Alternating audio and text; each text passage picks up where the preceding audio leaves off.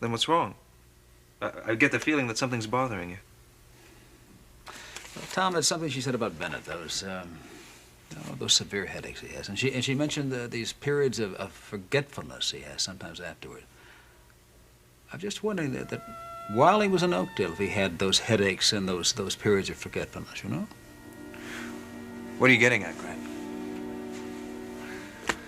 Well, Sergeant Jacoby has no suspect or no clue as to who tampered with the brakes in Lisa's car that almost killed me. Now, Bennett denied it, of course, and he doesn't really have a strong alibi to back up the story that he was writing in his room on his novel. Maybe he did it during one of those periods of forgetfulness. I mean, he was away from the inn. He was around people that he didn't know or didn't trust. Well, that's true, but... And you remember how jealous he was of me, you know? Yeah. But I don't want to believe that about him. I mean, my mother's going to marry him next week. She's going to be living with him for the rest of her life up in that God-forsaken inn. Mrs. Pierce, I can't tell you how grateful I am that you got here so quickly. I left Norwich right after your call yesterday, Dr. Karanowski. Is Martin really better? Well, I don't want to get your hopes up, but what's happened here could easily mean a breakthrough for your brother. You said that he was trying to say some new words. Yes, it's difficult for him still, and they're not easily understood. What are they? Well, my staff and I are not entirely certain. They don't seem to make much sense. It's the reason I needed you here. I was hoping that there might be something significant that you might understand. He seems to be saying Bennett, and the other word appears to be seller. Did your employer ever try and sell your brother something? No. He hated Martin. They never even spoke. Of course, it could be seller with a C, but that wouldn't mean anything, would it?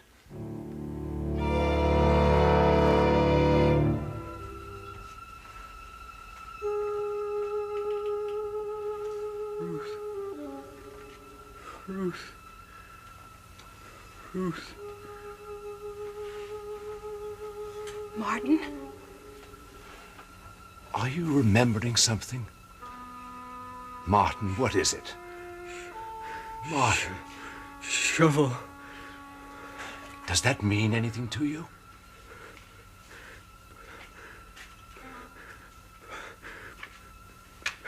Bennett.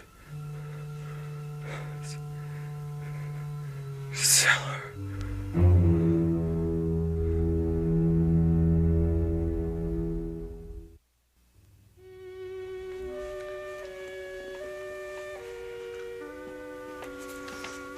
Oh, hi. I didn't realize you were here. Hi, Tom. Hi. Oh, Melinda has an appointment with Grant. Mary said that he's in Chris's office if you're looking for him. Oh. Have you spoken to Lisa lately? Oh, yeah, just this morning. She called Grant to talk about the sale of the house, and I had a chance to say hello. How is she? Oh, she and Bennett are really living it up in New York. Theaters, nightclubs. But she'll be back in Norwich soon. I guess selling the house means you'll be getting your own place soon. Yeah. If you're looking for an apartment, I know of a terrific place. Oh, thanks, Barbara, but I've already found a place. It's a floor through at one of the brownstones over on Clinton Street. So people who have it are in Europe for a while, so... That works out well for you. Yeah, perfect. Well, it's a nice area, too. I mean, the park's right across the street. Yeah, well... maybe you could come up and take a look at it sometime. Sure, I'd love to. Give me a call. Yeah, I will. Well, I'd better, Oh, Melinda, I'm sorry to keep you waiting. Hello, Barbara. Hi. Grant, I just wanted to tell you I'm going out for lunch, but I'll be back in time for our meeting with Chris this afternoon. All right, fine. See you then. Barbara, I'll be talking with you. When you have time. Well, with Chris going to San Francisco, it's a little hectic around here. There's a lot to take care of, and I'm sorry. I'm just very grateful you could see me on such a short notice. Well, I understand that you decided to file for divorce from Bo. Yes. I hope you can handle it for me, or at least recommend a lawyer who can. Kim suggested I call you. Yes, she called me, yes. Before I do, though, I feel there's one very important question I have to ask you. Well, I'm sure it's what I want. I mean, what's right. I'd like to feel that you have explored every opportunity to make your marriage work before you came to this decision. Yes, I have. Bo has been gone for about 6 months now. I just kept hoping he would come back and maybe things would change. But every time I've heard from him, he's insisted that could never happen. I see. Marriage is it's a partnership. And if Bo doesn't want to have any part of it,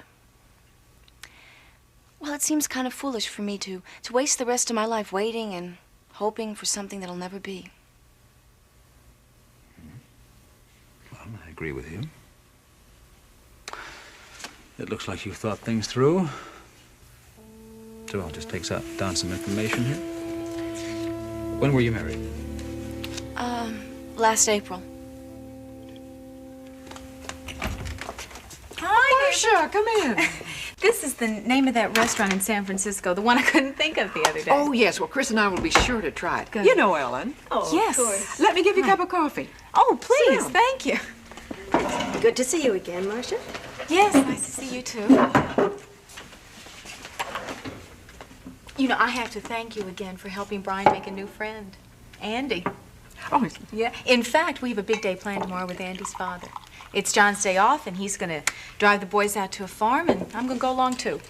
oh, I'm so glad that worked out. I know how eager you've been for Brian to make friends, more friends his own age. You know, Andy is here right now. He's upstairs taking a nap. Oh, well, do you think I could bring Brian over?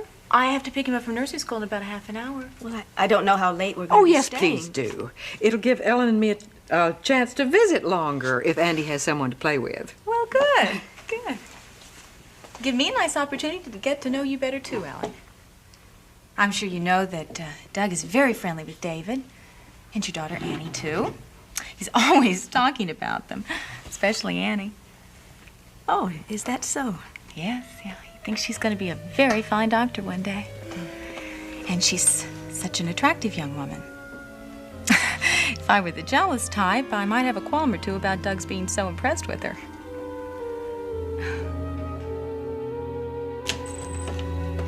Oh, you headed for lunch, honey? I'm just going to run down to the cafeteria and grab a sandwich and then go back to the lab. Okay. Connie, these reports have to go out to the department heads. Okay, Dr. Stewart. I'll take care of it right away. Well, there's no rush, just so they get on their desk by this afternoon. Hi. Hi, Annie. Hello, Doug. Oh, excuse me. I have to see your father about something. You're doing very well. If I didn't know better, I would never guess that it bothered you to run into him. I'm not going to let it bother me, although it still hurts a little. I'll never understand why he changed. I'll see you at home.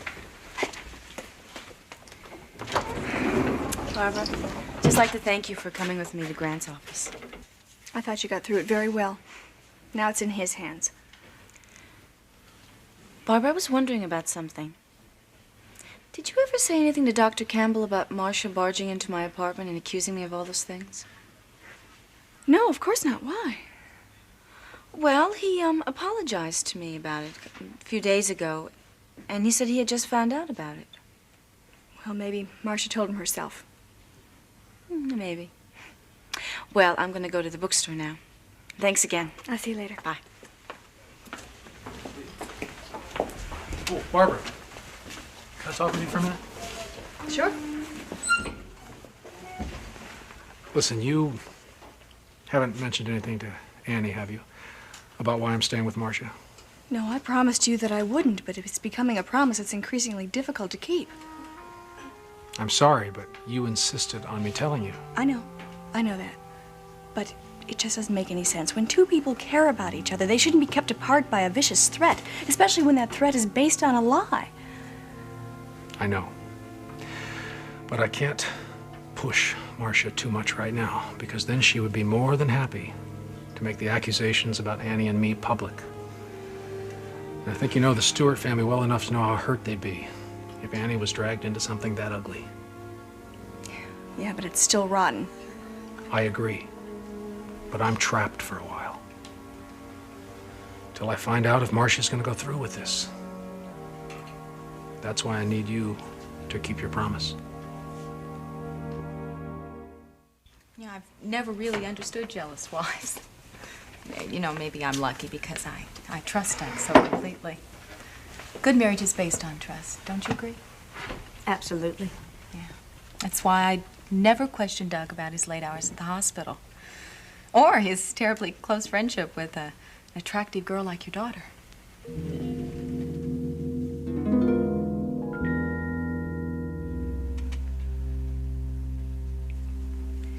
Martin, I've been here most of the day now, and I can't stay much longer. That's why I have to know what you're thinking of when you say those things about Bennett and the cellar. Martin, what is it that bothers you about Bennett? And the shovel. Why do you keep saying it? How much do you remember about that awful time and about Ruth?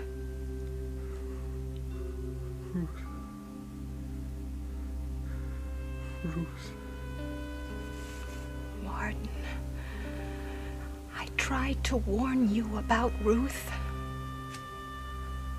I warned you what would happen if Bennett found out, but you wouldn't listen. You ignored my warnings. Just as Mrs. Coleman ignores them.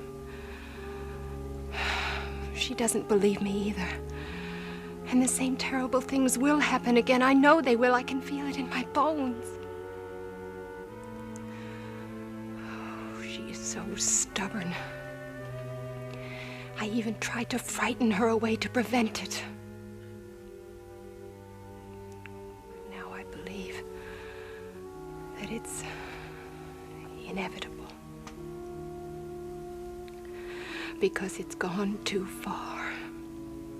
And Bennett... Ruth. Ruth. Ruth.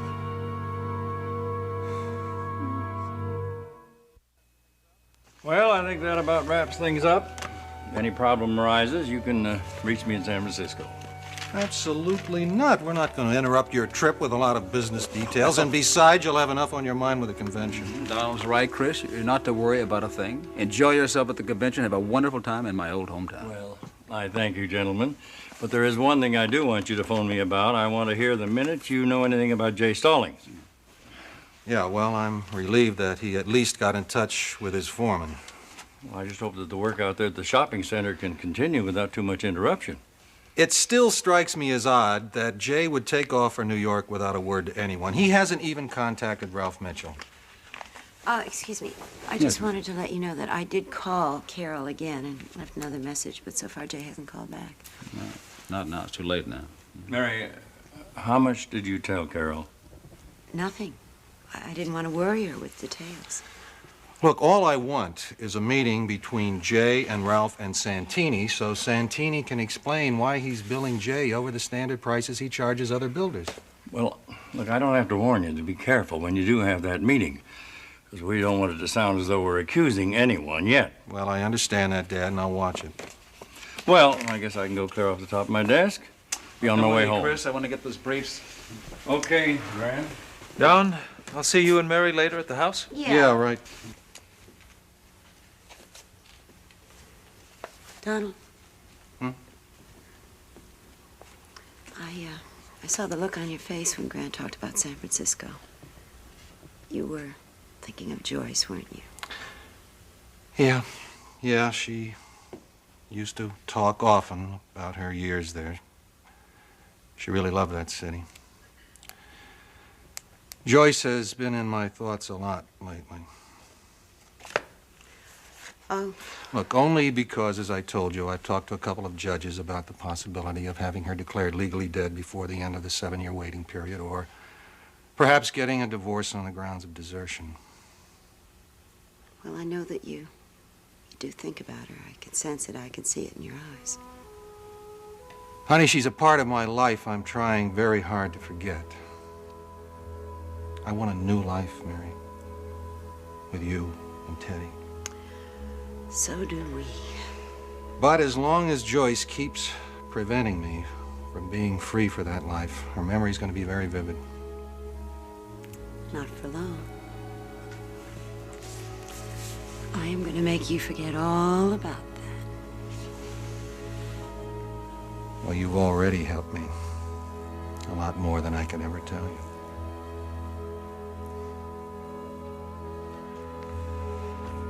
Now, can I persuade anyone to have another piece of lemon meringue pie? Oh, no, thank you, Nancy. It's wonderful, though. None for me, thanks, Mom. Mom, the pie's terrific, but I'm stuffed. Chris? Well, I'll have another small piece, but just before bedtime. Tom? Well... I didn't think you'd let me down. Growing boy. After all, I'm not going to have any of Grandma's good desserts for a while. When we get back from San Francisco, by the time we get off the plane, I'm going to have to start baking. I have to do all my Christmas cookies and all my fruit cakes. And then, of course, I want to be as helpful to Dana with her plans for her wedding as I possibly can do.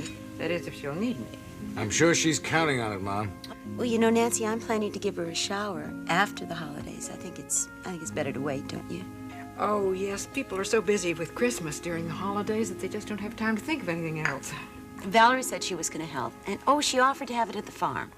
Oh, that's nice. What kind of shower are you going to give her? Oh, I don't know. I thought something practical, maybe kitchen things. That's always fun. Or linens? Yeah, linens is good. Maybe I should ask Dana to see what she needs. After all, I mean, it's not a surprise. Oh, I'm looking forward to this whole thing so much. There's so much to be planned for when you're doing a wedding. Now, we men have it lucky. All we have to do is walk down the aisle and say, I do. I don't call that lucky. Planning is half the fun. I guess Lisa's really busy planning her wedding, huh? Oh, I'm sure she is. She says she's going to keep it to a rather small group. A few friends of Bennett's from Norwich and her close friends from Oakdale. Bob, I've been trying to think of a subtle way of saying this all evening, but I can't. Say what? When I talked to Lisa today, she asked me to do my very best to persuade you to fly up to Norwich to the wedding. Persuade? That's strange. She asked me to twist his arm. Now, that sounds more like Lisa. I've been doing my best, but I haven't been getting very far. Couldn't you change your mind? Mom, I really don't think that would work out. Well, you know your father and I can't go, and you also know how much it would mean to Lisa to have you there, and it would be a nice change for Dana when she gets back. Well, that's one of the problems. You'll barely be back by then. Well, she should be back in a day or two.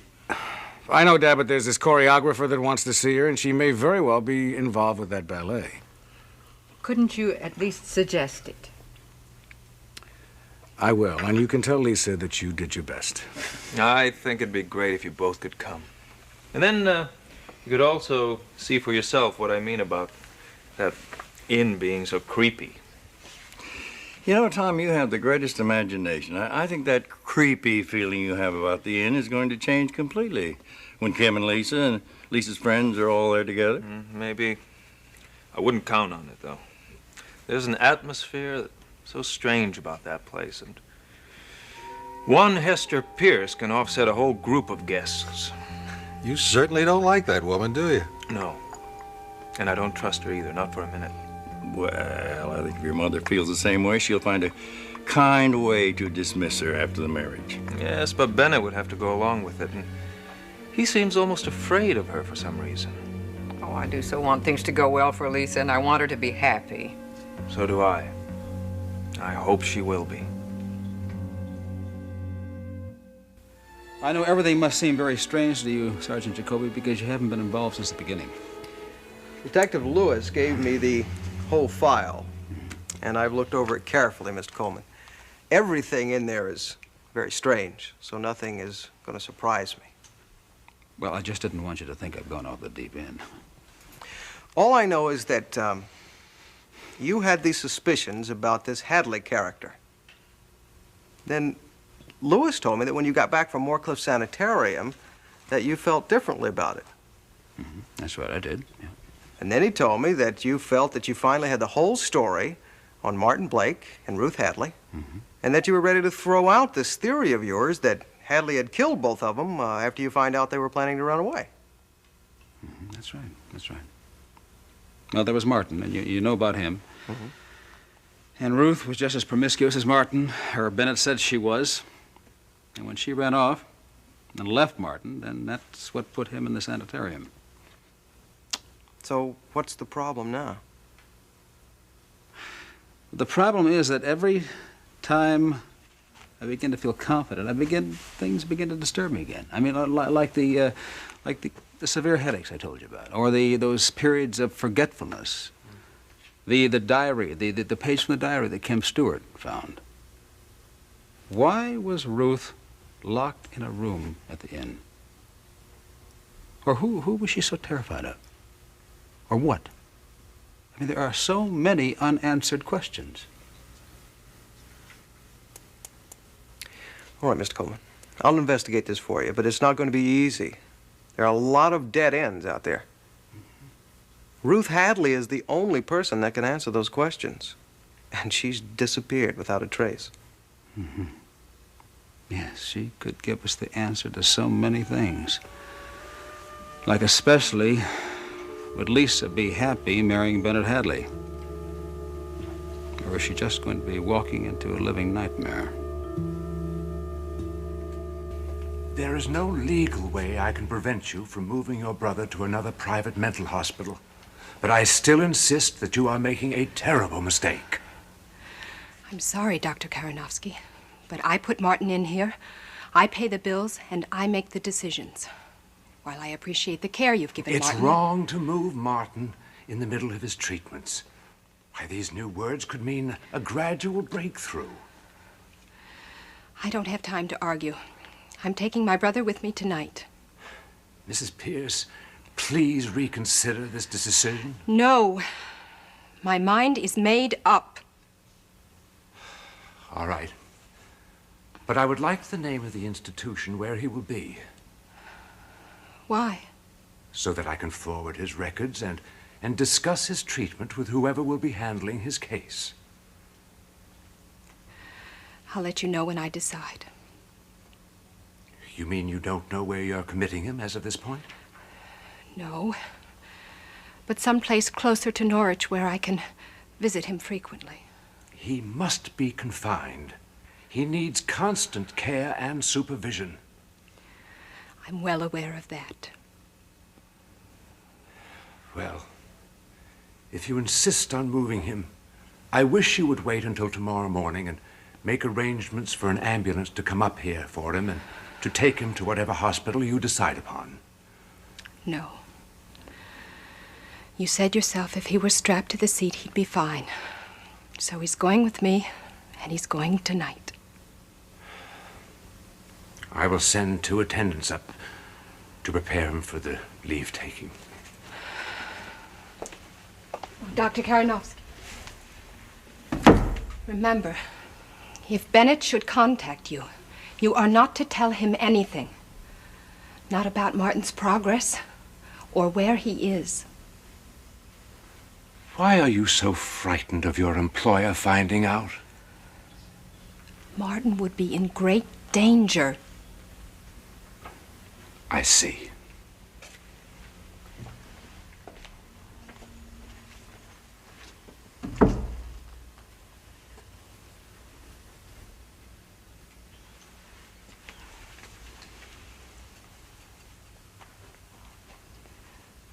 Martin.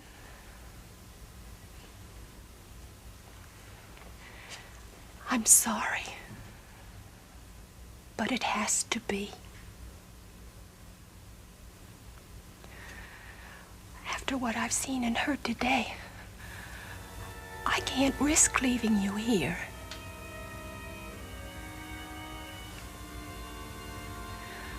I have to think about Bennett.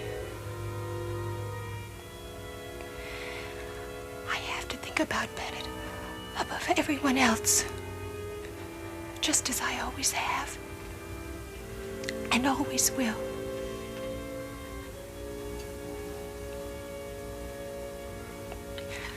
I'm sorry. Poor Ruth.